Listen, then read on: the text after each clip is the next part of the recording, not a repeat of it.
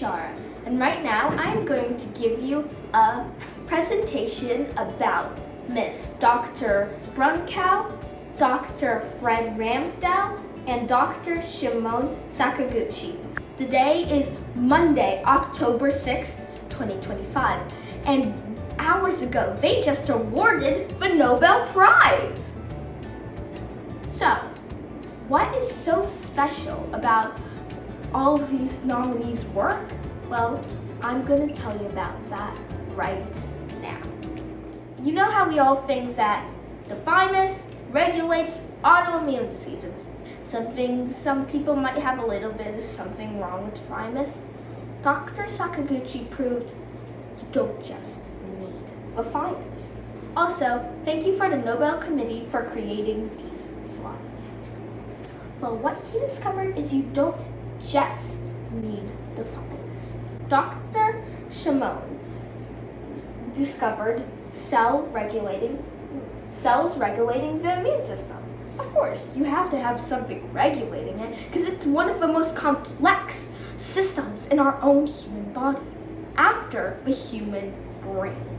People or mice or anything really that have overactive immune systems, let's just say the key and the lock, well, let's just say the key fits everything, so it attacks everything. Receptors are the language of the micro world because they don't have eyes, they don't have ears, so what do they talk with? Receptors. Receptors tell cells and microorganisms the difference between friend and foe. So this is what happens when you take cells that can't really tell the difference between friend or foe, self and non-self, and put them together with healthy cells that can see it very clearly. Something changes. Something is regulating it. And that's what Dr. Shimon was trying to figure out. Then there was Dr. Mary and Dr. Fred. They discovered something that matched it. That gave the piece, the mechanism to the puzzle. They were trying to find the gene or the mutation, the change that causes the scurfy mouse, which causes it to become a little scaly on its fur. So they were searching for a gene. And what is that number? But there's a lot of zeros. So you have to find that gene in this many base pairs.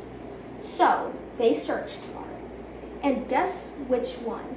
The one that determines if the mouse is female or male, the X and Y chromosomes. And they discovered it on the X chromosome, and they call it the FOXP3 mutation. Then people also have its own variant of this, the scurvy mouse. It's the IPEX syndrome, where it happens like it. It's scaly-ish skin, and guess what they find? Exactly in the same place. The FOXP3 gene mutation. Which means there is some kind of connection between this and the scurfy mouse. It's its own variant of it for us. But what does that have to relate to Dr. Shimon's work? Well, the FOXP3 is essential for T regulatory cells. Think of them as the police trying to find every cell. They're basically the scanners for when you have a ticket, there's a scanner. And they are basically the scanner people for the immune system. They search for cells that, kind of went rogue.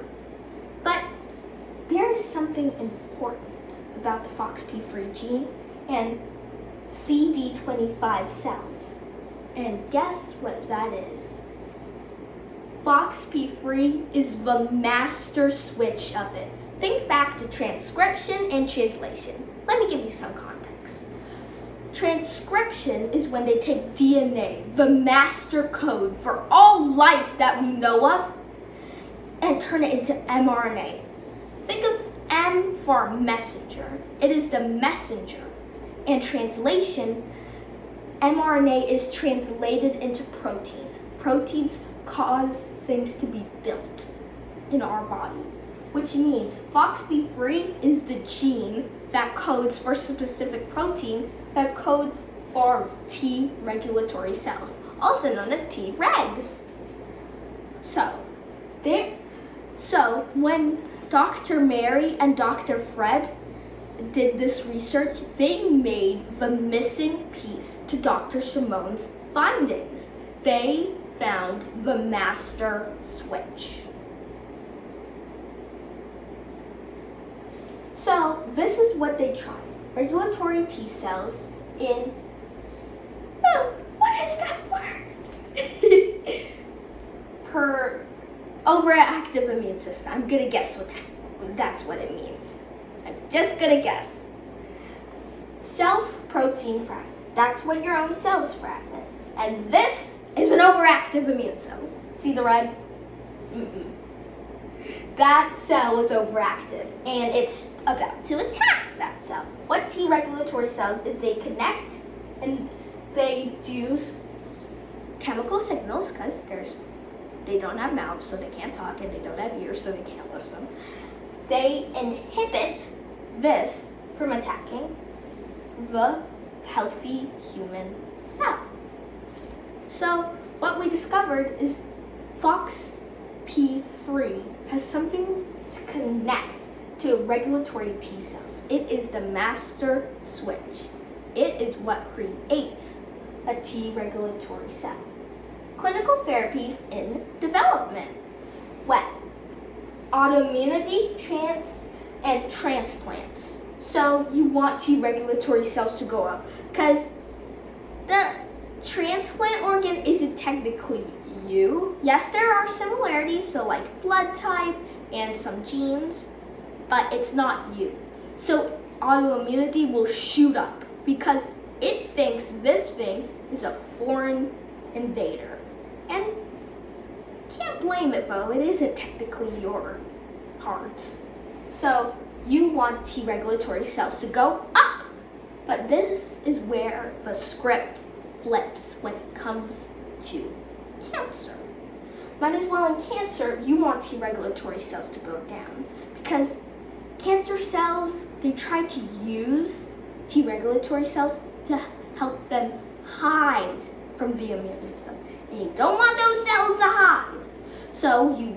So what they did is they destroyed a percentage of them so that the cancer cells will have a harder time hiding from the immune system so that they could get their buttocks kicked.